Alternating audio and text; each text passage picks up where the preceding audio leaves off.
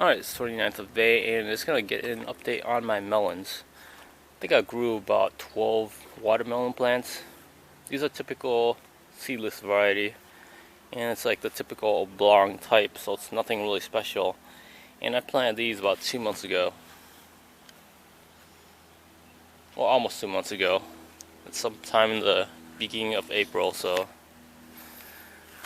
I'm not really sure exactly when I sowed these seeds, but one thing that is important about these guys, there's a lot of ants around here. One thing they love to do is bring aphids and farm them under the leaves. And a few days ago, I actually sprayed the bottom of a lot of these new leaves. But as they keep on growing new leaves, new branches, it's necessary to keep on spraying them with horticultural oil. I also use azamax and some miticide.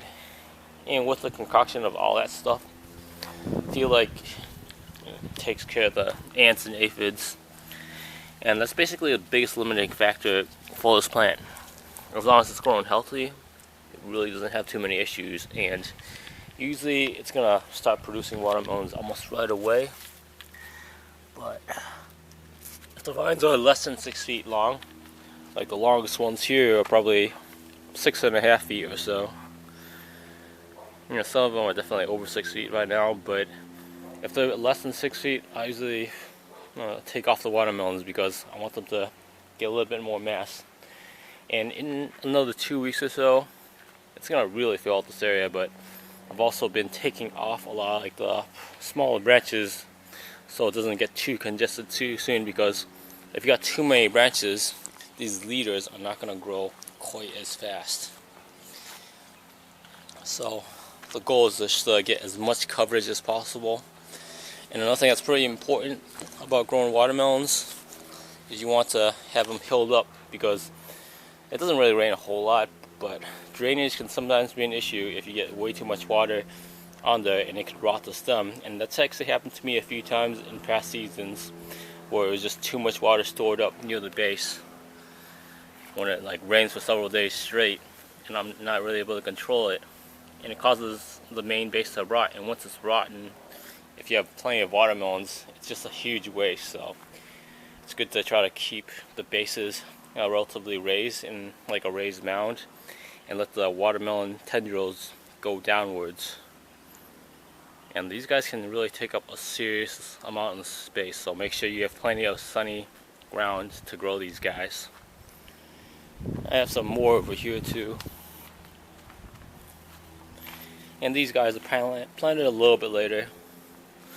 One thing I like to do is taper off when I plant these guys, because one of my goals is to have a consistent supply of watermelons, so I don't want them all to be producing fruits at the same time. Like this guy was planted like a week ago. And once they actually get going, like when they're small, they're pretty slow, but once they actually get past this point, these guys grow really quick. Like I'm saying, like half a foot a day once they actually get long. So they're really rapid. But one thing convenient about these guys is they can simply just grow all over the lawn, and they just need a really good mound and good soil. That's mulch, and the mulch is pretty important because it controls the temperature, it protects the roots, it controls the moisture levels, and it also helps the soil altogether. So it's going to be a lot of good microbial activity, and it's going to be really nice down there, which will help these guys grow nice and healthily, and hopefully get me a lot of 30+ pound melons. My biggest one last year was about 35 pounds. It's the biggest one I've ever grown. It's the sweetest, crispiest, and juiciest melon I've actually ever had, that well surpasses what I get at the stores. And this is nothing special, it's just a store-bought variety, which I got the seeds from. But all my other melons, like the loofah, angled loofah gourd, most of the other types grow up these trellises.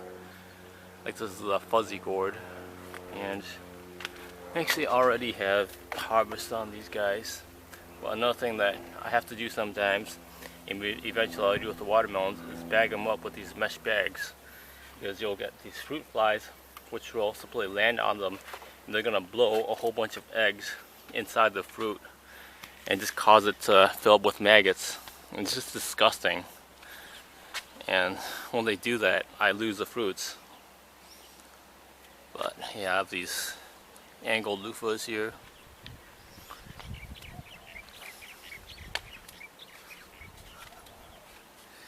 And for these guys, if they're long cylindrical, I'll use this type of protection, because yeah, I'm growing these fruits, and when I have predators like that, can't really do anything too much about it.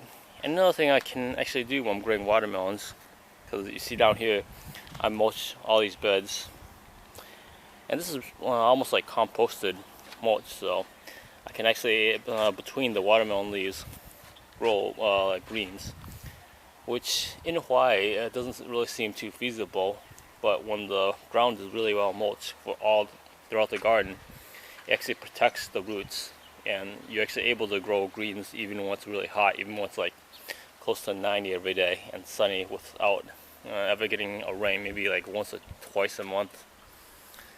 But yeah, within another month or so, I should have plenty of watermelons coming out. That's my watermelon patch.